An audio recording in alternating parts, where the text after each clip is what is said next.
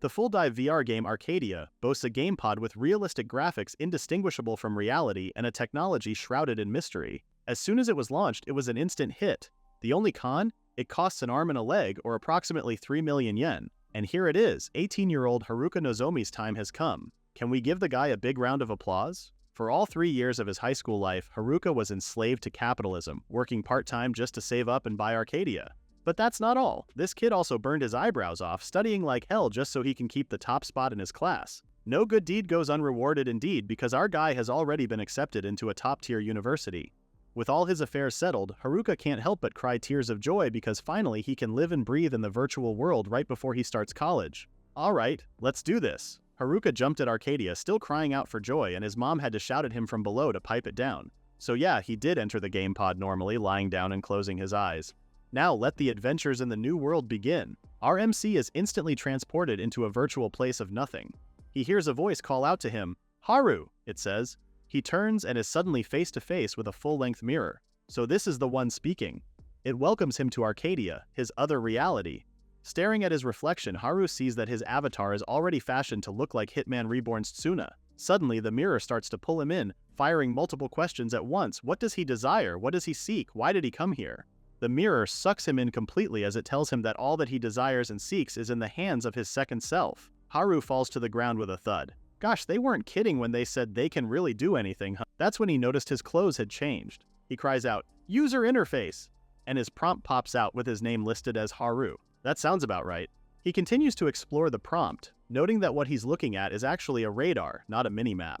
After a few more swipes, he finally got it. He starts walking toward the cave, and from what he's seeing, this looks like a straightforward path. Where else to go but forward, right? Haru enters the cave and notices the sharp crystals growing randomly until his eyes land on something that makes him go, "Wow!" Standing in front of Haru is a stone golem. It's like Grimace without eyes and made of stone. Haru stares at the monster before him with starry eyes. He can't believe it. It's a real golem, a real monster. The golem starts walking sideways, making him wonder if this is an enemy. But it's completely unarmed. Wait a minute, there is a high chance that this is a combat trial. Now that he thinks about it, the golem is pretty slow and it doesn't look like it's too hard to slip past it and run to the path beyond. Well, there's one thing to do. Try. Haru gets out of his hiding place and starts taking ginger steps, out of the golem's way. He greets it, but no sooner does he do so than the golem lunges at him with its right hand extended. Our MC, still in awe of the whole game, even had the balls to admire the monster's raised hand before he realized something. Wait, what is this monster planning to do with it? Before he realizes what just happened, there's a whoosh of wind and the golem's hand slamming right next to him. Haru looks at the imprint left on the ground. So this golem really is an enemy. Darn it, they shouldn't be throwing unarmed players straight into the game like this. Haru makes a run for it, thinking it's better to live and fight another day. But no can do. The walls close in and block his exit.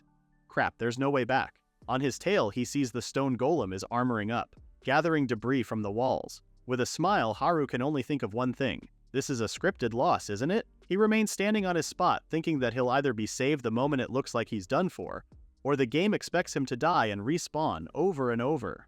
With a quiet acceptance, Haru thinks this is where he will experience his first death in the game. In all the death games he has played until now, he has always quietly accepted his fate. He knows he'll need to get used to the death that's coming for him, but where's the fun in that? As the golem's hand reaches out to attack him again, Haru thinks that in an opportunity like this, you have to fight back for all you're worth, right? He evades the golem's hand in the nick of time, but because he did it brashly, he landed face first, decreasing his HP. Is this thing really going to just smash its face into the ground? Well, that's still a better option than being crushed by a giant rock fist. The latter is definitely a cheap way to die. Just then, more boulders fly straight to the golem's arm. It's getting bigger. So the monster's main weapon is its right arm. Despite the upgrade, he notices how the golem is still as slow as ever. Haru gets up on his feet, extending his fist. The glorious first attack will be a bare-knuckle brawl. Take this! Haru hits the monster square on, but it's he who gets hurt. His HP decreases again, but to be fair, he totally expected that would happen. Still, our MC is not giving up. Haru braces himself, calling out to the rock monster. You know what they say, a kick has 3 times the power of a punch. As soon as Haru's foot came in contact with the monster, he heard a shing. Finally, he sees the monster's name and HP over its head. It's called a selection stone doll. And well, that does sound meaningful to his ears. But based on what happened just now, Haru realized that this is not a scripted loss. From the developer's perspective, losing here is probably the intended route. But he noticed something. The monster's HP bar just went down a nick, probably from the kick he did just now. This means there's a route that opens up if he actually manages to defeat it, and that's all the confirmation our MC needs. With renewed vigor, Haru is all pumped up again. Though this is all just a wild guess based on nothing, here goes. He kicks the golem again. Cut to the next panel. Haru is slumped on the floor, sweating profusely and panting like crazy. Ugh! Finally, it's over! The poor guy is on his knees and has spent the last 3 hours kicking that thing. That's quite a grueling battle for his first. A little longer and he would have started contemplating the very meaning of his. A prompt appears, informing him he acquired a few titles. One who throws themselves into conflict and one who shows indomitability. Looking at the prompt, it made our MC wonder what would have happened if he had lost.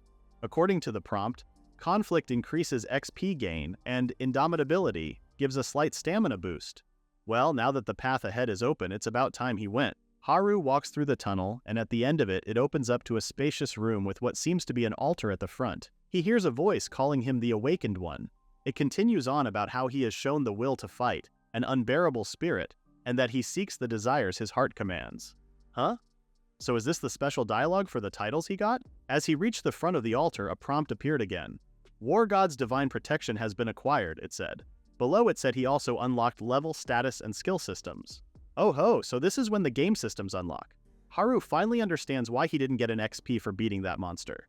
Anyway, he turns his attention to the lone pillar ahead, along with the 4 bollard-like structures on each corner. So it's that pick one of these kind of thing, huh? Players of the game are divided into 4 different factions as they tackle their quests. From the looks of it, it seems these 4 factions are all in a state of war.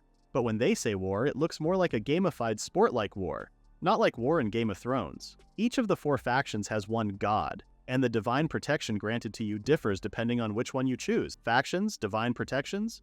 Anyway, there are 4 factions in Arcadia. Istia, the eastern faction, Vester, the western faction, Nortalia, the northern faction, and Sordalm, the southern faction. Istia's divine protection is in conflict and offers a bonus to combat skills. Out of the 4, it's unpopular.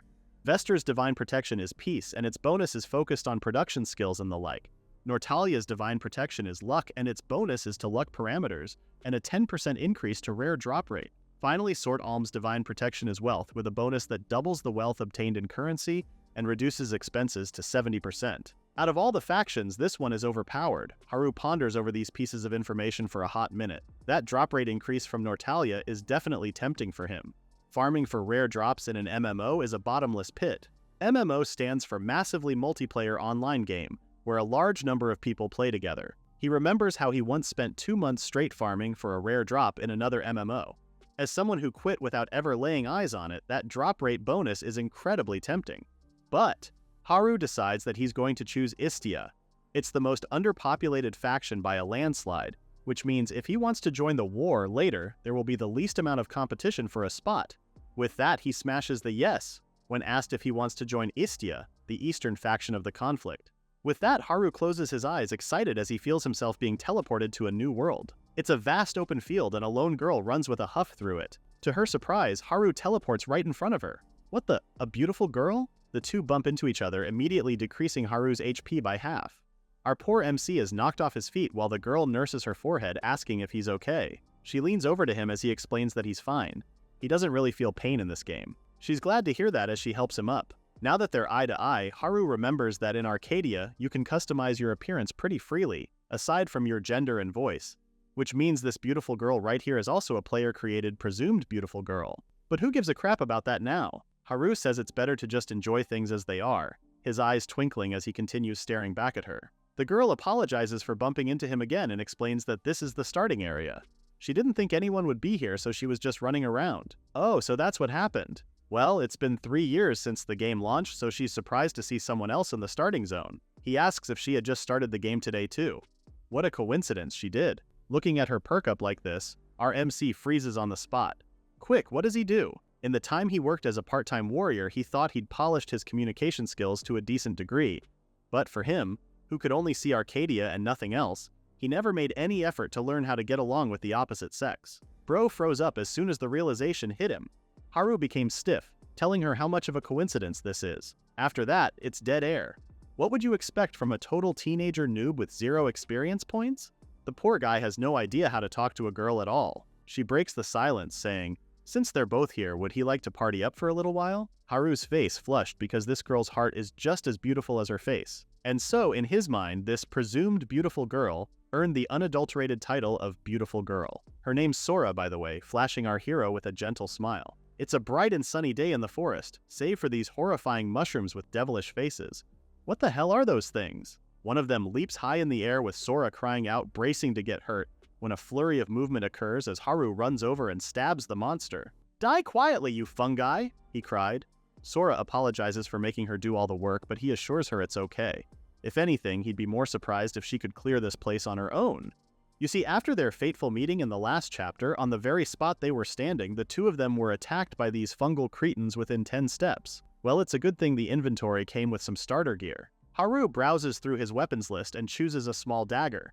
But unlike him, the girl holds the weapon shakily. They continue fighting as the main problem finally reveals itself. Sora is helpless when it comes to combat. Haru just chalks it up to this being her first ever VR game. Plus, if she had turned out to be pretty good at fighting, then he'd be more creeped out than anything. One of the shroom goblins lunges at her, and Sora is too scared to fight back. Haru's mistake here is that he has his eyes on her, failing to see the shroom that is also attacking him up front. Just like that, they experience their first death together. Haru and Sora respawn back to the starting point. Based on his understanding, they can't move forward unless they break through that forest.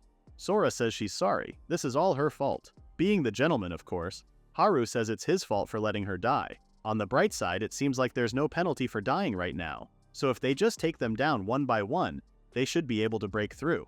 At the moment, Haru is level 5, so there's hope in there. He's worried about Sora, though, because the girl closes her eyes during fights. Self-preservation has left the room. Girl, what the hell? But no matter, Haru took it upon himself to be her knight. He tells her that she can lean on him to take down those mushrooms. They venture back to the forest where a horde of shroom goblins welcomes them with a snarl. Haru quickly gets to work, chopping them left and right with an axe, but there are just so many of them. Thankfully, Haru's grinding bore results because he soon became a level 6. The first thing he does is put some points into agility and dexterity. You see, in Arcadia, you get 10 points per level up, which players can allocate to stats of their choosing. Going in all out with agility was fun, but Haru learned the hard way that if you don't have dexterity to back it up, you will get into accidents. With no enemies in sight, they sit together discussing how they allocate their points. Sora allocates hers to Spirit and Luck, adding that you can reallocate your stats later on. At least that's what she heard. Oh, he never knew that. Sora sure knows a lot. But then again, he realizes that he did block out all the info about Arcadia for the past 3 years. But at least he's also learning now. Take, for example, that last fight. The weapon types that can kill the monsters in one hit are axes and great swords. Considering that, he thinks it would be right to put some points into strength so he can take them out in one go. Compared to him, Sora's not used to close quarters combat, so she thinks it would be a good idea to learn some magic. Apparently in this game, new abilities automatically appear on your skill tree based on your actions. The number of available skills is enormous, and even unique skills have been confirmed. Anyway, he tells her that if she puts a lot of points into Spirit, Sora might be able to acquire a magic skill. That's more than enough to cheer her up, but the image of the goblin shrooms flashes in her mind, making her worried again. Haru asks if something's wrong. It's not that, but it troubles her that she's so useless. Haru doesn't judge her for that. That pressure must be letting this get to her. As the man, he decides to cheer her up, saying that just having a girl around is already a reward in itself. Plus, those shrooms are nothing but fungi. Once they get used to them, she won't have to worry about it. That made Sora feel better. She appreciates how he's looking out for her. After a few more encounters with the shroom goblins, Sora finally acquired magic skills. It's not attack magic, but now she has heal light and recovery magic. But who cares? Having a way to heal is already a big help. Sora points out that even he hasn't been hit once. Haru assures her that having some assurance would put his mind at ease. Plus, he's got a new skill too. Really? What is it? She checks his prompt and sees that it's defined as a passive skill. Passive? What's that? Haru explains that a passive skill is a type of support skill that's always active. His new skill is like that and is called Multiple Weapon Aptitude. With this, he now has an aptitude for a wide variety of weapon types. Since Sora has no idea what that is, she had to ask if that's a good thing, so Haru simply tells her that it's a nice thing to have. And that's all she needs to know. She flashes him a bright smile and congratulates our MC for his new skill. Haru, being the inexperienced noob with girls that he is so taken aback by this girl's innocence. She's so pure, or maybe just plain adorable. Is this what it feels like to be a proud parent to a child? Wait a minute. Haru has no idea how old she is, so she could even be older than him. But now that he realized it, he has been talking to her so casually for a while now. It's too late to start using honorifics now. Anyway, the two continue to challenge the forest, killing the goblin shrooms to raise their levels. One time during the middle of a fight, Haru finally reached level 10. Both of them stare at his prompt and Haru can't believe it. Is this a god tier skill? Of course, Sora has no idea what that means again as the prompt flashed before them. This one is an active skill called Quick Change. The skill allows the user to switch weapons through a command without directly operating the equipment slots. For her to better understand it, Haru gives a little demo. From the spear he's holding, he quickly changes it into an axe. Ah, such convenience, very wow. This is almost like magic. Our boy is already shedding tears of joy because this is a huge boost to his adaptability. Thanks to that, it only took another 2 hours for Haru to go from level 10 to level 11. After they finished taking out all the goblin shrooms, they proceeded further into the forest and came across the big boss, a large tree trunk with an ugly face. Mushrooms were sprouting on its roots while the big boss had its mouth hanging open. The two discussed their battle plan, with Haru tasked with charging in. He probably won't get out of this encounter unscathed, so he's counting on Sora's support. She agrees and promises to do her best as the healer. Now, since it's the boss, he believes it might have an area of effect attack, so he'll try to keep his distance. Apart from that, Haru also thinks it might have special mechanics and complex attack patterns he doesn't understand. If that happens, they can retreat, pull back, and retreat. Lastly, even if they lose, they can just come back stronger and try again. This is a game after all. If anything, they should just have fun with it. Haru hangs his head low and sighs, leaving Sora puzzled for a moment. Just as suddenly, he's all fired up. Alright, boss fight, let's get it. As soon as Haru did his battle cry, and as soon as he did, the boss monster, host of Mushroom, perked up. Haru cuts through its trunk, going ham on the boss. It's a stationary type. So far, so good. Sora's quite taken aback by this drastic change in his attitude, but she's more concerned about the vines quickly swirling toward Haru. He jumps over the vines easily and runs through them before they send him flying. But our boy is having fun. He can't believe it really did send him flying. Since he's airborne, he can finally get a better view and decides he'll deal with that boss's arm first. As soon as the arm reached out to attack him, Haru cut it off in one swoop that sent the boss monster howling. No sooner had the monster cried out than the mushrooms came alive and turned into those goblin shrooms. The monster crowd harasses Haru in an attempt to trap him. These creeps are nothing but fungi, but they're pretty strong, hitting him and doing a lot more than halving his HP. Heal light. Haru immediately feels better with Sora's recovery magic. He thanks her before freeing himself, thinking he can't make her use up all her healing. If he draws too much hate, the shrooms may notice and rush to Sora all at once. Haru conjures two weapons at once with Quick Change, a sword and a knife. He needs to end this fast, so again he cuts down the shroom goblins easily. Get a load of this vaguely remembered sword style from a manga he read before. As soon as he finishes them, he charges straight to the big boss. As he does so, he tells the monster that he has too many darn children. Before he reaches the big boss, Haru does a quick change again to a battle axe and sees that the sword he just threw a moment ago has returned to its slot. Now he can even throw them in succession. God, this really is a god tier skill. Haru braces himself as he throws his weapon. Great axe boomerang. It instantly kills several goblin shrooms at once. From the side, Sora watches wordlessly, but she's more in awe at how Haru is acting. Our MC keeps hurling weapons left and right, and although it's an effective way to kill the shrooms, she's quite taken aback by the character change. And just when she was starting to think he was amazing too, she turns to the boss monster and sees that it has slumped over with only a few shrooms surrounding it.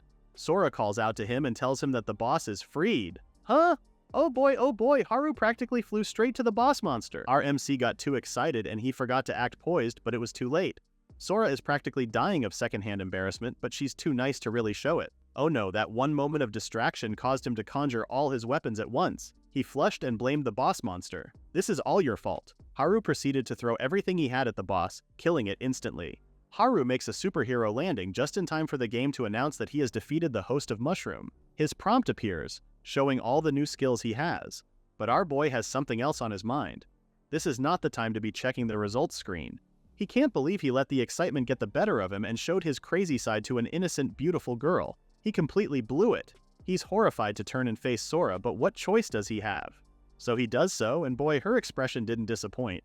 It's written all over her face how put off she is by his actions. Still, he says he's sorry for letting her see such an unsightly display, which Sora just awkwardly laughs at. Even he notices how she's trying so hard to smile. Ugh, how do you deal with this?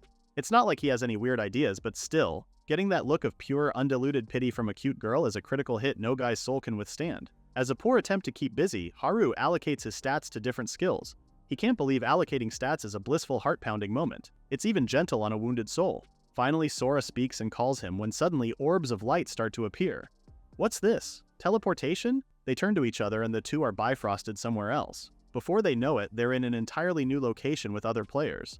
The others quickly crowd around them, excited to see newbies. How long has it been since they've gotten new players? Far too long. What's more, one is a girl, quite a rare spawn. They welcome her to Istia, telling Sora they should party up. Meanwhile, Sora's in awe with the others thinking that since these two joined at once, they must be family. But another thinks they must be a couple. Of course, a whole discourse happens, as jealous players claim it's illegal for couples to join. But given how Sora is clinging to Haru's arm like that, how can they not think that they're a couple? Haru, who has been quiet all this time, can only call out her name before she blushes and apologizes to him before moving away. In a cool voice, he tells her that it's not a problem and that she shouldn't worry about it. In his mind, he just scored. Now if he can only wipe that stupid grin off his face. The other players start commenting about the two of them again. They look just like a rom-com that's breaking out. While others fawn over how cute Sora is, some try to calm the others. All this attention is sending Sora into overdrive, flushing as she starts fiddling with her prompt. She had just called his name, and just before she hit logout, she thanked him for today and immediately zapped away from everybody. The girl really had to announce his escape like that, no? Well, the show's over, the poor guy got ditched. The other players walk away, some feeling bad while others snicker at Haru's fate. Hang in there, kiddo. As it finally dawned upon him what had happened, Haru fell to his knees because he hadn't even added her to his friends list. Crap, he has no idea when he'll ever see her again. But more importantly, how does he log out of this? Meanwhile, back in the real world, Haru's mom bursts through his door fuming. Why? Because it's already 9 p.m. Our hero's been playing that game the whole day. Just like that, Haru received his second lecture for that day. Haru logs back into Arcadia, and this time he's at the town center. Our hero went to bed pretty early last night and logged in first thing in the morning. Do you know why? It's because his fuming mother forbade him from playing all night, and what's a boy got to do other than obey his mom, right? In the real world, it's 5 a.m., but inside Arcadia, it's actually 8 a.m. He makes his way over the fountain, then proceeds to skip. Not because he's happy, but because his body feels incredibly light. And yes, this puts him off because our guy can now move much better than a professional athlete. Hell, maybe he could be on track for being an Olympian. No surprise there. The gap between his physical abilities here and in the real world is far too much. Looking at his current stats, these aren't human specs anymore. Just look at his agility and dexterity, they're both 70. Well, he thinks he'll get used to it after moving around a bit. Haru continues to skip around town, wondering what to do today. If Sora were here, they could... Wait, why is there a sudden influx of players and why are they staring at him? Well, this is embarrassing. He needs to at least do something because right now he looks like a total newbie just standing around like that. Haru opens his prompt and starts fiddling with his specs. Wait a minute, why doesn't he have a weapon? Oh, right, those were limited time tutorial-only items. The good part is that he at least saved a decent amount of Luna, which is the game's currency. If it's like that, then there's only one place he could go. Haru heads to the weapons shop where he's greeted by the cute clerk. Bowing slightly, she smiles and asks what he needs for today. He tells her he needs a few weapons. The clerk tells him that they only handle weapons for beginners in their shop. This is not a problem for him, as he informs her that he is actually a beginner. Eh? She's a little surprised to hear that. So does that mean he's new to Istia? She's pretty happy since it's been over half a year since a traveler has come here. Istia, he didn't realize that it really was this unpopular. And what did she mean by traveler? Is that what they call NPCs like him? Anyway, the girl pulls up the prompt, showing him the list of items in their shop. They're ranked by material, but in his case, it's not like he really needs to choose. With the god-tier skill Quick Change, he's going to become a walking armory. He checks the list and decides that if he sticks to the lowest rank iron weapons, then he can afford one of each. Haru tells her he'll take one of everything from the iron series. But the girl only tilts her head, did she hear that right? Haru is just as puzzled as she is with the way she reacted. He explains the reason for his choice, saying that he's the type who fights by switching between a variety of weapons, so it's not really a skill that specializes in just one thing. Oh, is that so? But the girl doesn't seem to be convinced, prompting him to ask if there's a problem with that. She points to a certain text written on the screen. Weight 15. Wait, what are those numbers? What weight? The weapons he used yesterday didn't have those? That's when he realized that there's actually a limit to how much you can carry, and he's already maxed out. The girl explains that for a beginner, a large weapon and one small sidearm, or perhaps two medium-sized weapons like a straight sword, would be the limit. After all, he needs to consider the need to carry armor, consumables, and whatever loot he may find. Haru's shoulder dropped. There goes his dream of becoming a walking armory. In the end, he could only afford the great axe and a straight sword. The two of them keep bowing to each other for the hassle. Once he's equipped with his new weapons, he heads straight to the horizon prairie, the beginner area. This vast open field is home to the roaming fool boar, and judging by their docile nature, these creatures aren't aggressive enemies at all. Although he has something to do now, our hero's heart is still heavy since he can only sigh, remembering the weapons he used yesterday. They were special items that didn't take up inventory space. He can't believe there's a catch to all of this, though the girl assured her that his max carry capacity will increase as he levels up. For now, he'll just make do with what he has. The plan is to use a fast weapon for high-speed combat and pull out the heavy one when it really counts. But with these two alone, he can't even carry potions. Well then, shall we start the hunt? The fool boar lets out a loud screech like oink before our hero hits it square on the neck with his great axe. Is charging the only means of attack of this thing? Alright, bring it on! But with barely an HP left, the fool boar lunges toward him with the last of its strength and takes down Haru in an unbelievable upset. What the hell? It can do a one-hit kill? Haru respawns at the same place with a yell, cursing these boars. Their strength and vitality are high, so he needs to finish them with a surprise attack or dodge their charge and take them from behind. Haru holds his long sword in front of him, standing at the boars behind, before hitting it square in its body. But it was not an instant kill. Before he could follow up with another move, the boar made a run for it. So are they playing tag now? Of course, Haru sprinted after the boar and threw his long sword in an attempt to kill it. Okay, this is bad.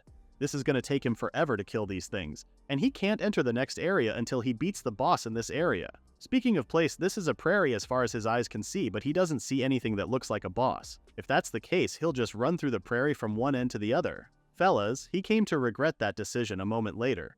Because right now, Haru is running for dear life, with a horde of fool boars hot on his tail. What an idiot. It looks like every time he sprints past them, it activates their hostility so they start running after him. Crap. He'll die instantly if they trample all over him, and there's a death penalty this time. Yesterday's forest didn't have a penalty because it was a tutorial, but now it has. The death penalty in Arcadia is a status decrease for 12 hours, which is 8 hours in real time.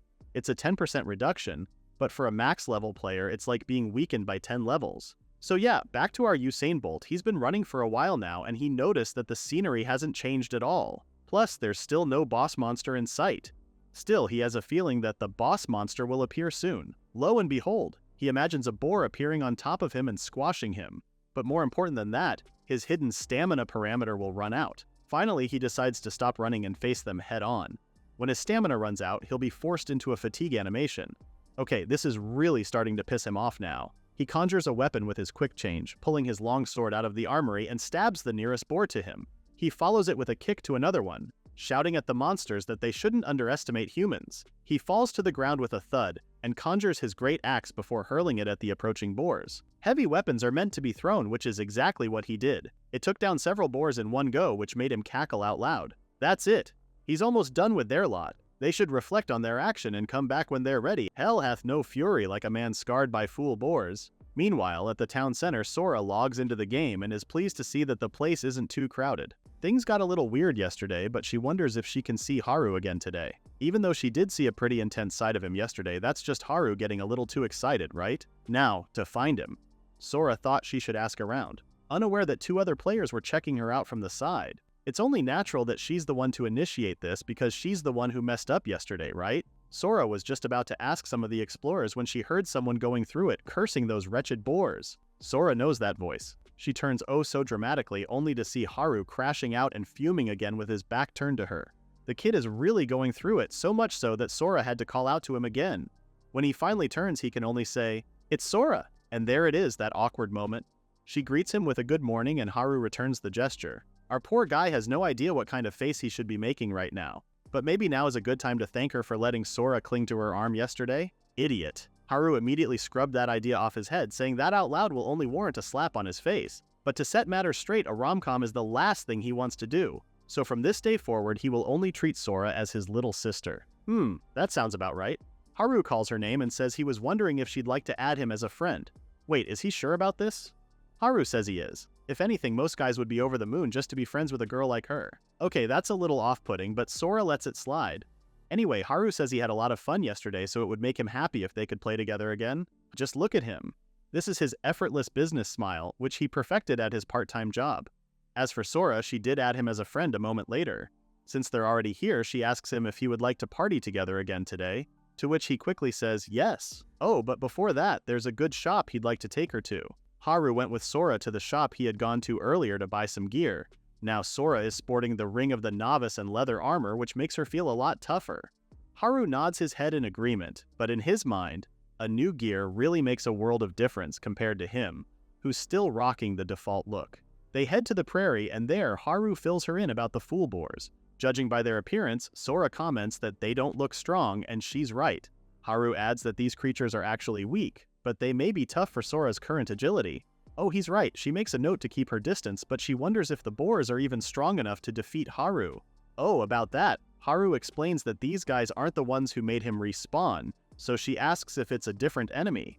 Well, not exactly a different enemy per se, but more like the boss of these boars. Its name is Barely Boar, and it causes an earthquake when it appears, which forces you into a stun animation. So yeah, Haru died because he got trampled by the boar because of his bad placement earlier. To that, Sora asks if he didn't notice any warnings beforehand. So Haru had to tell her that he was too busy fighting a huge mob of those boars. If there was any warning, he might have missed it by then. Anyway, he suggests they try hunting the boars one at a time first. Sora thinks it's a great idea, but she doesn't have any way to attack yet. Huh?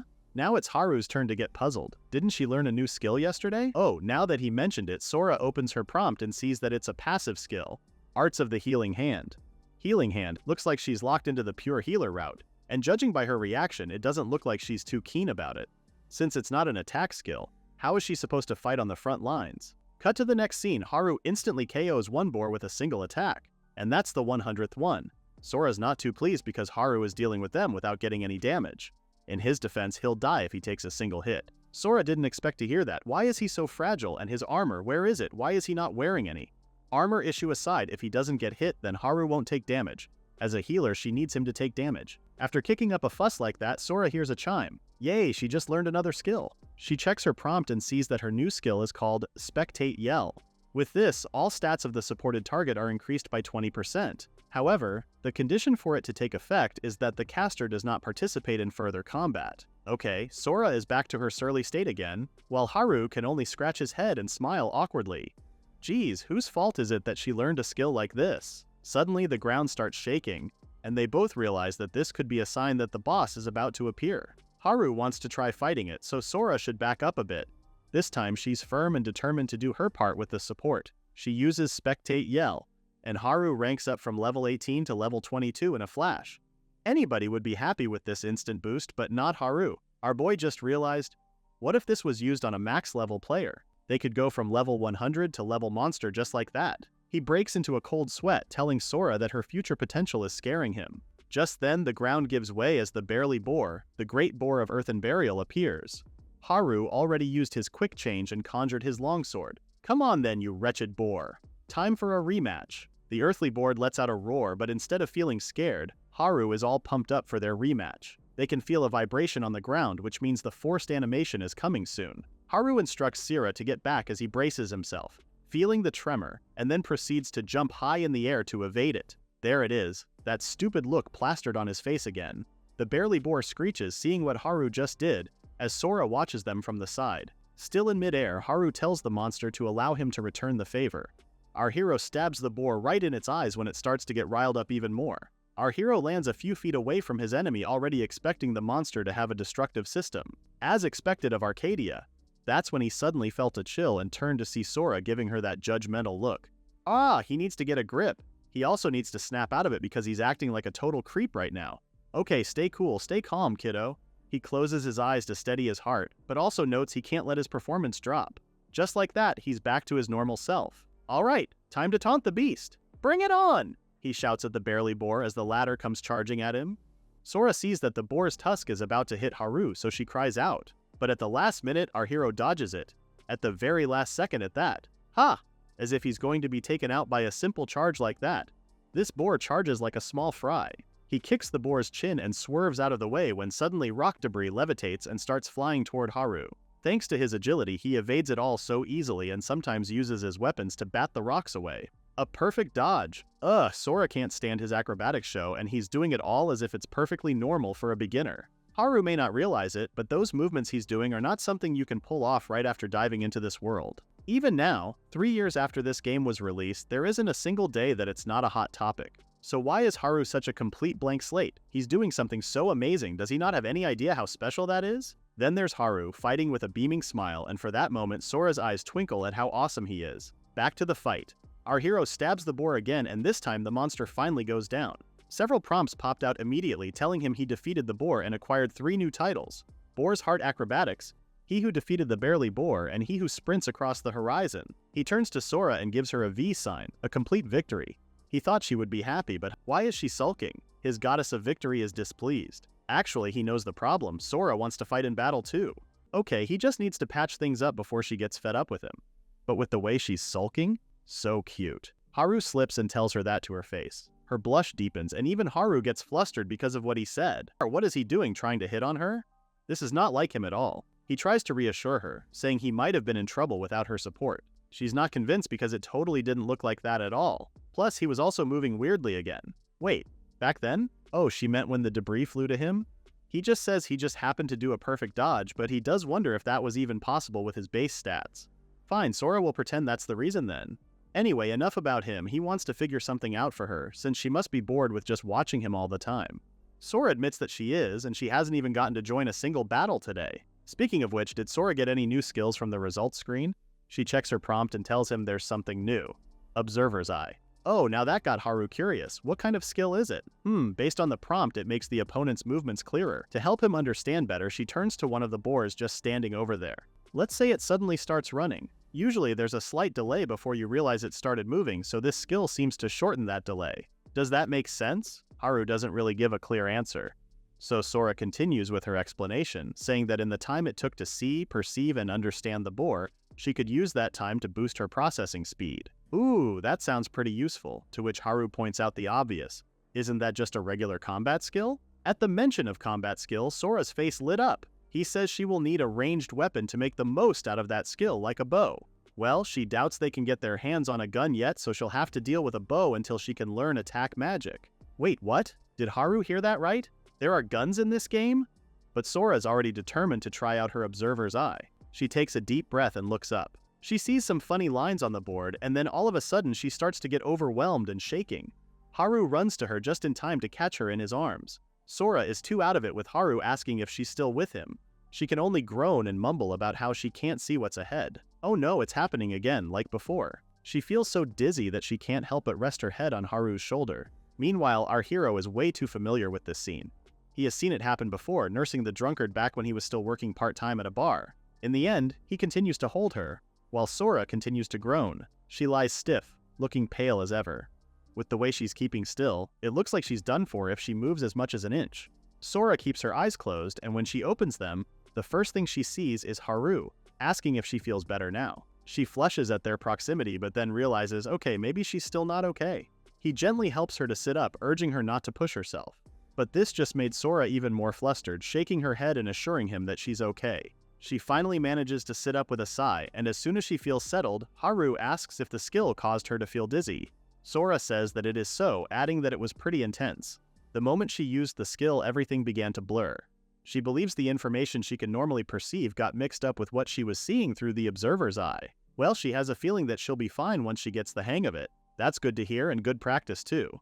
After all, he believes she'll get a rough idea of how to use a skill when she learns it.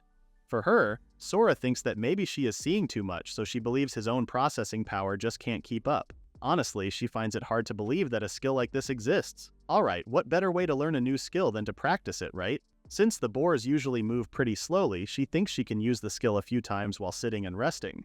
If that's the case, then Sora can count on him to be her backrest. She thanks him, and what, eh? Haru looks at her expectantly, leaving Sora embarrassed again. She can't possibly ask him to be her backrest, to which he points out that there's nothing else to lean on around here. It might be weird if she thinks of him as a guy, but if it helps, he's just an avatar. So Sora shouldn't worry too much about leaning on his back. In reality, Haru actually has an ulterior motive, like about 10%, but this is just between us and him, okay? Sora is still embarrassed, making that typical anime girl pointy finger thingy, which he finds incredibly cute. Well, since he insisted so much, Sora decided to take him up on his offer, asking once more for Haru's help. The two of them sit back to back, and while she's busy learning about her new skill, Haru decides to use this time to check his prompt. In an MMO, killing time is infinitely possible just by opening your status screen. Currently, he has 60 new points, so now he just needs to figure out how to allocate them. His original plan was to dump everything into agility and dexterity, but since he'll probably be teaming up with Sora a lot more from now on, he needs to reconsider it. If this is how it's going to be, maybe he should avoid a build that's focused on solo play, no? Right now, Sora is definitely on the path to becoming a support healer, but just having her on the sidelines doesn't work well for him. After all, she's not his sidekick. It's not right if they can't have fun together. But does that mean she should raise his fortitude? His weak defense doesn't just come from his stats, it's also because he's not wearing any armor at all. His problem if he gears up is that he'll run into the inventory weight limit, and his current playstyle will be completely shut down. On the other hand, if he just fights with a single sword, his skills, quick change, and all weapon aptitude will just go to waste. Well, it looks like Haru has no choice but to stick to this path, so with that, he allocates 30 points each to agility and dexterity. Speaking of skills, he might as well check out all the skills he has. There's all weapon aptitude, quick change weapon arts, and Axel Tempest, Boar's Heart acrobatics. Boar's Heart activates after a running start. When he follows through with a body slam or a weapon attack, it grants Haru a bonus to damage and adds a knockback effect. As for his acrobatics, this skill provides a stronger assist, though his dexterity covers high-speed maneuvers that rely on an agility modifier. Well, that's not so bad. So Boar's Heart is a charge skill that activates after a running start. With acrobatics, he can save the points he would have put into his dexterity and pump them into his agility instead. Okay, the last is the titles he acquired. One Who Weaves Bonds. This is the title he got from the host of the Madcap Mushroom Battle. The effect of this title is that it designates a specific player to receive a slight boost to all stats when fighting together. A specific player. Who else could he designate it to other than the girl he's sitting back to back with? After a little while, Sora turns to him apologizing for making him wait. Oh, is she feeling any better now? She tells him that she's fine and that she also thinks she can handle a real fight now. Alright. Before that, they head back to the shop to get her a weapon. She bought a bow and the two quickly went back to the Horizon Prairie. She gets into position and takes her stance. Haru assures her that he'll jump in to help if it gets too dangerous so she can relax. She conjures an arrow out of thin air, drawing her bow, and after a beat, she fires her first shot at the boar. She hit her mark, making Sora beam. However, she turns her back against it, but it's a good thing Haru is still looking ahead, so he sees the boar charging at them. Without another word, he conjures his great axe and meets the boar head-on as he delivers the finishing blow. Sora apologizes for that misstep. He assures her that it's okay, but more importantly, did she use Observer's Eye just now? She tells him she did and that the skill is still active. So does that mean the duration is pretty long? She thinks it seems to last as long as her MP holds out. Oh, so it drains over time. He conjures his longsword, thinking it would be fine to leave this to Sora alone. But for now, he decides to play frontliner. He says he'll keep the boar's attacks in check, so whenever Sora has a shot, she should take it.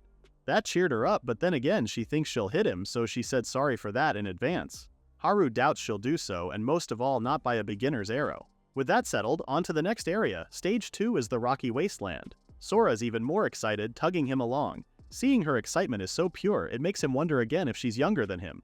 That contrast is just so unfair. Meanwhile, Sora happily pushes him to the new area. Whoa! Haru and Sora look up in awe at the rocky cavern they have just entered. He touches the boulders, noting how it's pretty dim in this new land. And there's also this strange, oppressive feeling too. What if these rocks came to life and closed in on them, huh? Sora scolds him, telling him not to say scary things like that. But why not? She's thinking about it too, right? Anyway, he thinks they should keep going. He'll be counting on her for support, okay? The two walk further into the cave when a strange creature, a wall lizard, starts to ambush them. It targets Haru, and it took our hero a split second to feel its presence before he could finally evade the monster's attack. That's no lizard. That's a stone Komodo dragon on steroids. Haru looks up to see that there are more of them. What's more, these monsters are actually pretty strong. Using quick change, he pulls his longsword out and lunges straight at the monster. They may look tough, but Haru is tougher. He hits the wall lizard on the neck, decreasing the monster's HP significantly. If they just watch out above their heads, then there won't be any enemies for them. He delivers the finishing blow, destroying the monster as it sends debris flying. A large stone with the face of a frog suddenly springs to life to attack Haru. It's a rock toad. Did this thing camouflage itself as a rock this whole time? Sora tells him to watch out, but Haru easily blocks the toad's attack. Would you look at that? Its body really is shaped like a big ball. So Haru took this chance and swung his sword, batting the toad to the ceiling where it slammed hard. He may look hard, but surprisingly, that monster has pretty weak defenses. Sora adds that the toad is just like him in that essence.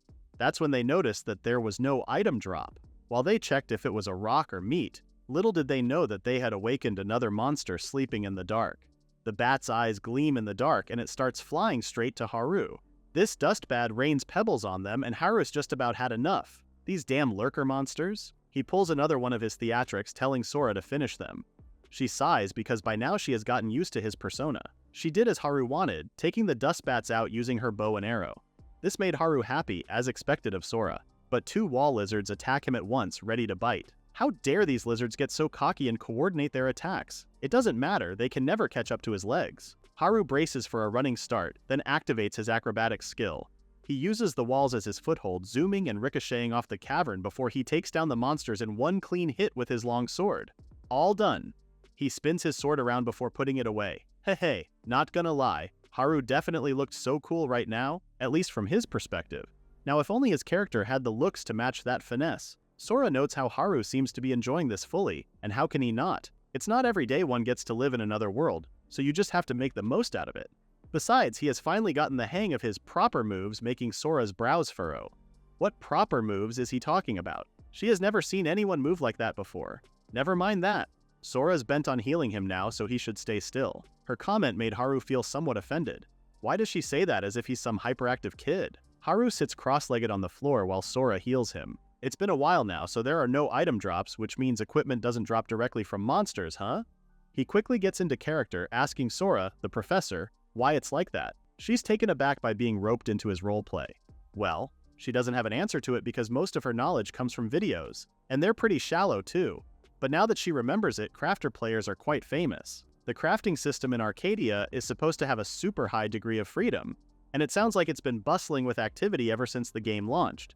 Well, if it's like that, does that mean crafting is the main way to get equipment? Is it possible for him to have his own custom-made gear someday? He's already imagining his Saint Seiya-like cosplay, and Sora knows more than just to let him live this fantasy. Anyway, back to their cave exploration, they encounter more dust bats along the way, which Haru struggles to kill. As he fell face first on the ground, Sora realized something and turned to him. People can't fly, right? She asks him. Of course they can't. So following this confirmation, she tells him to let her handle the enemies in the air. She can't take it whenever Haru slips and comes crashing down. He tries to contest it, but Sora refuses to budge. No buts. Finally, they enter a new area and encounter a new monster. It's a stone scorpion called Sandeater. Well, it looks like the love child of a crab and a scorpion. And it looks like it's munching on something. Sora almost passes out because she's not good with creatures like this. Well, whatever, it's not like the Sandeater's going to eat them, right? Or maybe it could. The image of them getting hauled by the monster's pincers is enough to send shivers down their spines. Scary image tossed aside, Haru says they should do this. Sora's not too excited about that, he's joking, right? He tells her to relax, assuring Sora that as long as he's standing, nothing is getting to her. Well, that may be so, but what happens if he dies? If that happens, Haru tells her she can just observe his heroic death and prepare accordingly. Duh. What the hell? Prepare for what? But Haru is already assessing the area. There are no small fry in the shadows, and given the room size, he doubts it will summon a minion. His concern now is to find out what type of monster this is. Is it a power type or a speed type? They were both quiet. And while Sora ponders on the last question, Haru thinks that a girl like Sora would be better off becoming a crafter and giving up on combat. But she's not, and she actually wants to fight. He calls her. And before he can even say anything, Sora tells him that she'll be fine. He really couldn't ask for a more reliable partner. Okay, just like always, he'll charge in, so Sora should cover for him. He instructs her to shoot her arrows while looking for a weak spot. If it looks like Haru's losing aggro, then she should also stop attacking. Before he ventures out, she calls him and then raises her palm, awkwardly telling him that they should do their best. He's surprised and high-fives her with a grin. You bet they will. Or so they had hoped. Cut to the next action panels, Sora is teary-eyed, complaining about how he lied. Haru, on the other hand, can only apologize profusely. That's because the Sandeater is hot on Sora's trail, while Haru's doing his best to pry the monster's attention away from her. This damn perverted crab. Sora heard that and thought Haru was calling her a pervert. Okay, that's it. He's going impromptu and uses quick change to pull out his longsword, then changes again to the great axe in less than a second. He uses the brief window after switching equipment before the new weight is applied because in this single moment, even with his pathetic strength, he can swing a huge weapon at full speed. Haru bashes the monster using his great axe with full force, but despite being hit, the monster is still zeroed in on Sora. Well, if that's how the Sandeater wants to do it, then fine. He'll make sure to crush it completely, activating his quick change again and go for the longsword. He continuously jabs the monster with his sword, then changes to the great axe the next moment, inflicting significant damage to the sandeater. Look, its HP is halved. Take that. At this rate, it won't take long for him to take this scorpion monster out. He tells Sora to keep running, apologizing for troubling her some more. But it's just for a little longer. That's when Sora also apologized to him because her legs were getting heavy. Oh no, she's running out of stamina. Finally, her knees buckle and the monster extends its pincers to get her, but not on Haru's watch. Hands off, bastard! He kicks the monster right in the head and uses the force to ricochet off its tail. Before Sora realizes it, Haru's already on her side and grabs her, hauling her over his shoulder, fireman's carry style. He apologizes for not doing a princess carry, but this will have to do. She starts screaming when the sandeater runs past them. Huh? Why did it run past Haru? Crap, he can't shake it off. The monster extends its pincers again to attack them, but thankfully Haru can dodge them all. The attacks are coming too fast, though. Sora insists he put her down, but is she being for real? Didn't she see the monster's last attack? What attack? So he told her that she almost got chomped to bits. This is not the time to bicker, and at times like these, desperate times call for desperate measures. There's no other way. She asks him if he has some kind of plan. He does actually. It's called Operation A Girl's Cheer is the Ultimate Buff. Oh no, this means Sora can't do anything again. She's getting teary-eyed because it's just when she thought she could fight properly. Fine. She slaps him on the back and activates her spectate yell. Haru feels the instant status boost. Now that she's done her part, Sora asks why Haru is still carrying her. Well, it's because if he put her down, then the monster would gobble her up instantly. With that said, he's left with no choice but to run with her in his arms. The sandeater closes in on them, just when he was bragging about his inhuman speed too. The pincer tries to snap them up, but Haru reacted on time, jumping to evade it, claiming that it's time for top gear. His reckless handling leaves Sora screaming in his ear. The sandeater uses its tail this time, revealing a dagger at the tip of its tail. Haru blocks it off with his long sword, then quickly changes to the great axe, swatting its tail as they jump out of the way. With all the spin they did mid-air, the two miraculously land safely.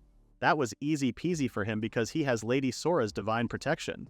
With her clinging to his back, Haru rushes straight to the monster, leaving her screaming in his ears again. It played out beautifully because in the end he took down the sandeater. Later on, he has Sora lying on his lap, fanning her face while she's still out of it. Crap, he just knows he'll get an earful from her later. She keeps groaning, then looks at him with a classic deadpan stare. There it is. He feels it coming, but Sora actually tells him that she's not mad. After all, she's the one who held him back. But Haru points out that it's because of her that they were able to clear this area. She looks away because it doesn't feel like that at all. Haru doesn't know what else to say other than sorry. He knows that was a crazy thing to do, even if it was a split-second decision. She smiles and tells him that the boss monster was just mean, so he shouldn't worry too much. Well, it helps ease him when she says it like that. Once she's recovered, Sora says she needs to log off for today and asks what his plans are. He tells her that he plans to keep going for a bit more, making her smile a little sadly. He doesn't say anything, but he gets it, you know? That sad feeling when the person you started with gets ahead of you while you're away. Even if he deliberately matched his pace to Sora, then he's the one who wouldn't be satisfied and she would just feel guilty.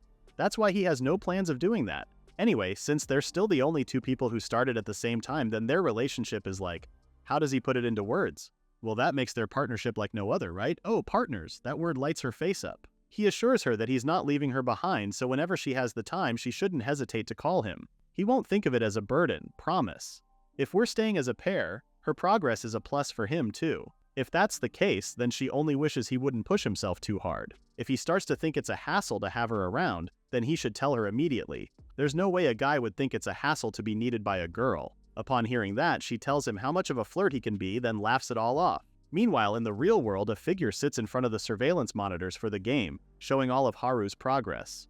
He finds this impossible. And this person in front of the screen is actually a newbie? Him? This may be the second perfectly adapted individual in Arcadia. But more importantly, the person frets because why is the person in charge is always absent at times like these? In the end, as a mere observer, all he can do is observe. On the screen, Haru and Sora bid farewell to each other while the lone figure sighs and mutters about how the irregular ones keep stacking up.